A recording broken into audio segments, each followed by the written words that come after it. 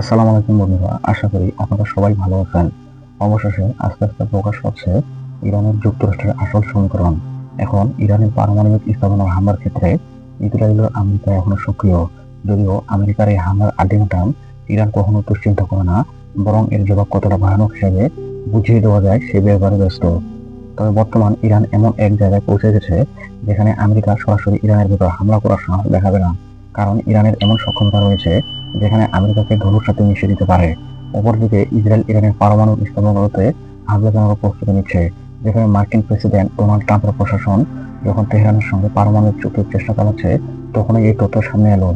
আজও দখলদার ইসরায়েল ইরানের ভিতর হামলা করার সক্ষমতা রয়েছে কিনা সে ব্যাপারে সন্দেহ রয়েছে। অতীতে যে হারে ইরান ইসরায়েলের ভিতর হামলা চালিয়েছিল তার বিন্দু পরিমাণ প্রতিক্রিয়া দেখাতে পারেনি দখলদার ইসরায়েল, যেখানে আমেরিকা ছাড়া ইসরায়েল ফাপুরে মাস্তান। তবে এক মার্কিন গোয়েন্দা কর্মকর্তা বলেছেন, সাম্প্রতিক মাসগুলোতে ইসরায়েলের পক্ষ থেকে ইরানের পারমাণবিক স্থাপনাগুলোর হামলার সম্ভাবনা উল্লেখযোগ্যভাবে বেড়েছে। ট্রাম্পের মধ্যস্থতায় যুক্তরাষ্ট্র ইরান চুক্তি হলে যদি ইরানের সব ধরনের ইউরেনিয়াম অপারেশন না হয়, তাহলে হামলার সম্ভাবনা আরো বাড়বে। আর এ ব্যাপারে ইরান একেবারে নাছোড়বান্দা, সিদ্ধান্তের এক দুটো সরে আসবে না সাফ সাফ জানিয়ে দিয়েছে দেশের প্রধান আয়াতুল্লাহ খামেনি।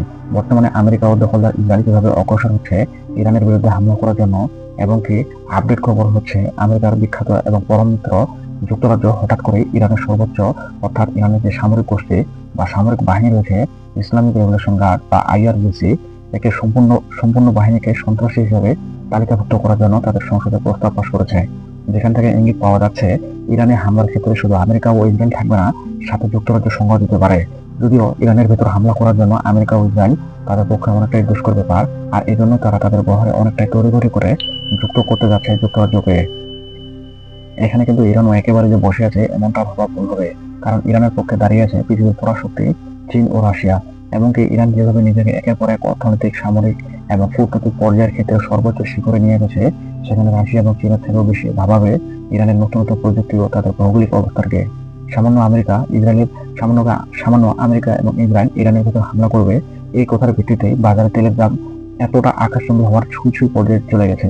আর যদি একবার পুরো যুদ্ধে লেগে যায়, তাহলে গোটা পৃথিবীকে মুখ থুবড়ে পড়তে হবে। আর এটাই এখন পৃথিবীবাসীর জন্য চিন্তার বিষয়।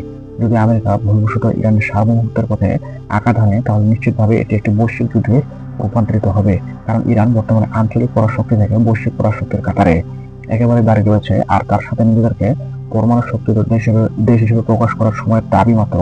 এমনকি চীন ও রাশিয়ার সাথে রয়েছে 20 বছরের সামরিক চুক্তি, যাতে উল্লেখ আছে যে ইরানের সার্বভৌমত্বের যে কোনো হামলা মানে চীন ও রাশিয়ার ভূখণ্ডে হামলা হিসেবে বিবেচনা করা হবে। মানে চীন ও রাশিয়া সরাসরি যুদ্ধে অংশগ্রহণ করতে পারবে। তো বন্ধুরা, ভিডিওটি আর লম্বা করবো না, ভিডিওটি শেষ করবো ছোট্ট একটা অনুরোধ দিয়ে। ভিডিওটি যদি ভালো লাগে তাহলে ভিডিওটিতে একটা লাইক দিন, আর এই ধরনের নিউজ চ্যানেল অবশ্যই সাবস্ক্রাইব করে পাশের বেল আইকনটি বাজিয়ে দিন।